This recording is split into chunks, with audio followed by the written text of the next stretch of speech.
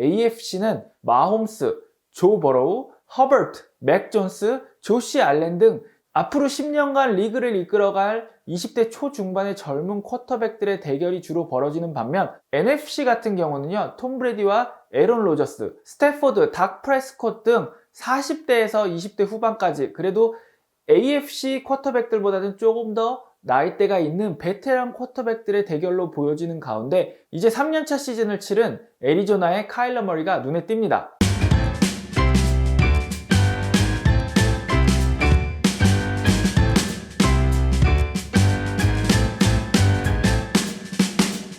안녕하세요, 스포츠큐브의 이승용입니다. 오늘은 오랜만에 NFL 이야기를 조금 하려고 하는데요.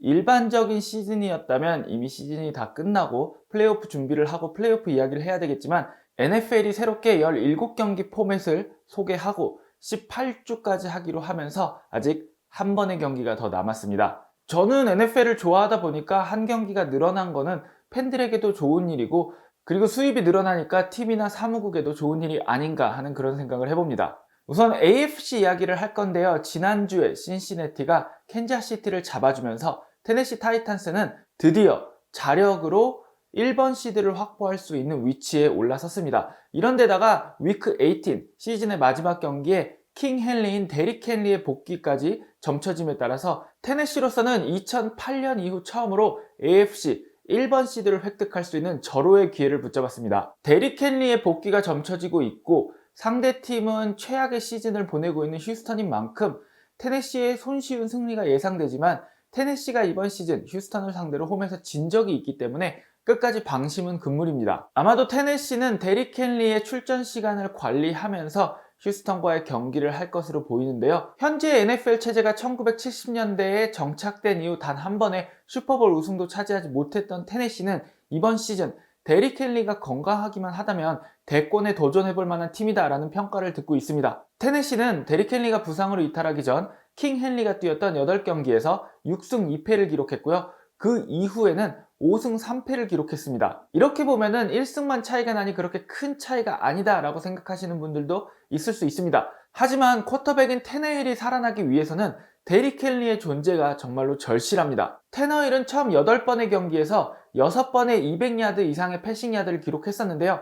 데릭 헨리가 이탈한 이후로 그 다음 8번의 경기에서는 단 한 경기에서만 200의 패싱 야드 이상을 기록했습니다. 다시 이야기하면 테너힐은 정말 좋은 쿼터백이지만 데릭 헨리가 존재하면은 상대방 수비수들이 아무래도 데릭 헨리를 의식할 수밖에 없고, 러싱 공격에 대한 수비가 조금 더 집중되다 보면 테너힐이 자유롭게 패스를 할 수 있는 옵션이 많아지는데요. 데릭 헨리가 빠지게 될 경우 이 옵션이 줄어들고 상대의 수비가 테너힐의 패싱 공격에 조금 더 집중하기 때문에 테너힐의 패싱 게임이 데릭 헨리가 있을 때와 없을 때 큰 차이를 보이고 있는 겁니다. 테네시의 팬들로서는 위크 18 승리도 정말 중요하지만요. 과연 데릭 헨리가 9주의 결장 후 어떤 모습을 보여줄지도 굉장히 기대가 되기도 하고 걱정이 되기도 하는 그런 부분입니다. AFC 1번 시드 자리에 있다가 지난주에 신시내티에게 불의의 일격을 맞고 이제 자력으로는 1번 시드 획득이 불가능해진 캔자스시티는요, 덴버 원정이 남아있습니다. 캔자스의 입장에서는 반드시 승리를 한 뒤에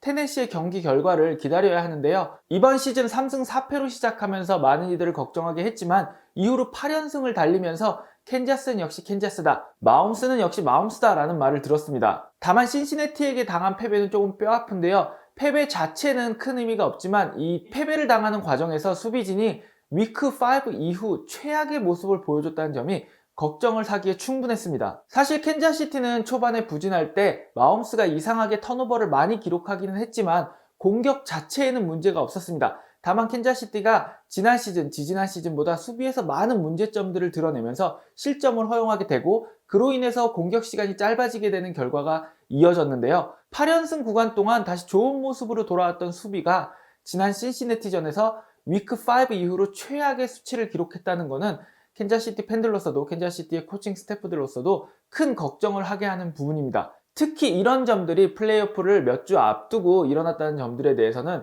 캔자스가 한번 심각하게 생각을 해봐야 할 부분인 것 같습니다. 르브론이 떠난 오하이오에서 새롭게 오하이오 지역 프랜차이즈 스타로 떠오르고 있는 조 버로우가 입단한 지 2년 만에 이 격전의 AFC 노스에서 디비전 타이틀을 따내는데 성공했습니다. 더군다나 그 디비전 타이틀을 현재 최고의 쿼터백이라고 불리는 마홈스와 캔자스 시티를 홈에서 이기면서 역전승으로 이기면서 따냈기 때문에 팬들의 기쁨은 2배가 되었을 것 같습니다. 신시내티는 조 버로우를 드래프트하고 이번 시즌이 시작하기에 앞서서 LSU에서 조 버로우의 절친이다 단짝 깐부였던 자말 체이스를 영입하면서 조 버로우에게 최고의 리시빙 파트너를 선물해 줬는데요. 신시내티의 이런 전략은 큰 성공을 기록했습니다.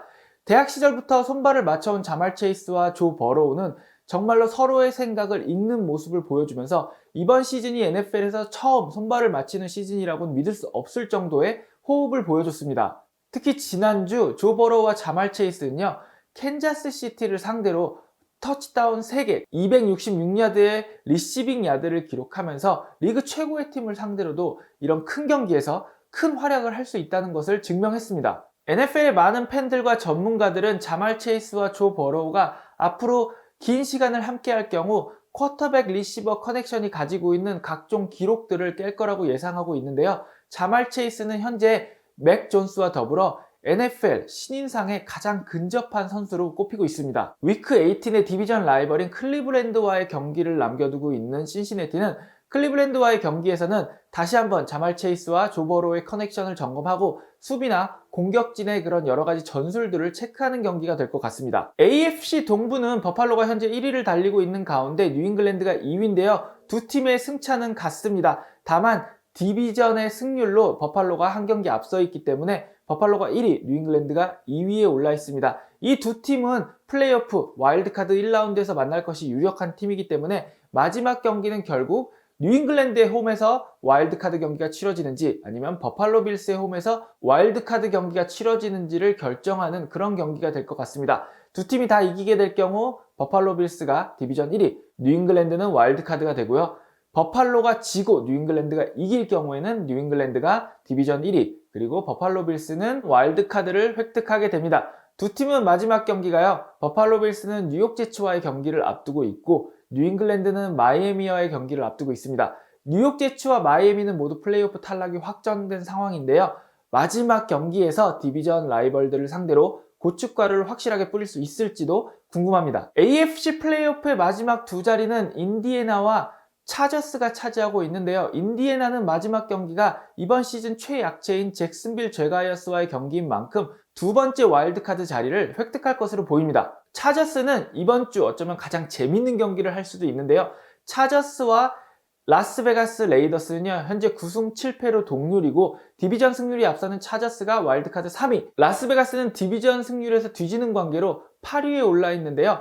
두 팀이 마지막 경기에서 맞붙는 만큼 이기는 팀은 세 번째 와일드카드를 쟁취하고 지는 팀은 탈락할 것으로 보입니다. 이 외에도 피츠버그와 볼티모어 역시 아직까지 탈락 확정은 아닌데요. 이 두 팀의 경우는 서로 경기를 하는 데다가 이 두 팀 중 어느 팀이 이기더라도 일단은 인디애나가 잭슨빌에 져야 하고 추가로 부수적인 조건들이 맞아떨어져야 하는 만큼 볼티모어나 피츠버그가 플레이오프에 올라가는 일은 굉장히 힘들 것으로 보입니다. AFC와는 다르게 NFC의 경우 대부분의 팀들이 순위가 정해진 상황입니다. 우선 그린베이는 전체 1번 시드와 디비전 시리즈 직행을 확정지은 상황입니다. 그리고 템파베이와 댈러스 역시 디비전 타이틀을 확정짓고 시드 역시 거의 확정적으로 보이면서 이들에게 위크 18은 전력 점검을 하는 시간이 될 것으로 보입니다. 유일하게 아직 1위가 확정되지 않은 지구는 NFC 서부 지구인데요. NFC 서부 지구는 현재 램스가 1위에 올라 있고 애리조나 카디널스가 2위에 올라 있습니다. 이 두 팀은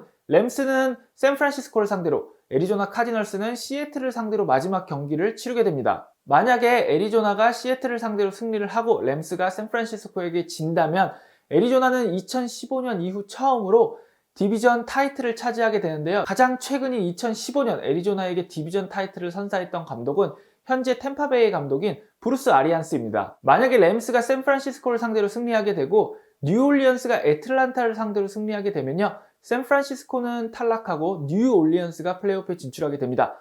뉴올리언스가 지게 되면 샌프란시스코는 경기 결과에 상관없이 플레이오프에 올라가게 됩니다. 그리고 플레이오프에 지금 올라가 있는 마지막 팀은 필라델피아 필리스입니다. 많은 것들이 걸려있는 AFC의 마지막 주 경기들에 비하면 NFC의 경기들은 샌프란시스코나 뉴올리언스의 경기를 제외하면 대부분 전력 점검차의 경기가 될 전망인데요. 지난 시즌에 이어서 AFC는 마홈스, 조 버로우, 허버트, 맥 존스, 조시 알렌 등 앞으로 10년간 리그를 이끌어갈 20대 초중반의 젊은 쿼터백들의 대결이 주로 벌어지는 반면 NFC 같은 경우는요, 톰 브래디와 에런 로저스, 스태포드, 닥 프레스콧 등 40대에서 20대 후반까지, 그래도 AFC 쿼터백들보다는 조금 더 나이대가 있는 베테랑 쿼터백들의 대결로 보여지는 가운데 이제 3년차 시즌을 치른 애리조나의 카일러 머리가 눈에 띕니다. 오늘의 영상은 여기까지고요. 저는 다음 주에 플레이오프 대진이 확진되면 저의 플레이오프 예상 그리고 플레이오프 프리뷰로 찾아오겠습니다. 지금까지 시청해주셔서 감사하고요. 여러분 모두 좋은 하루 보내세요.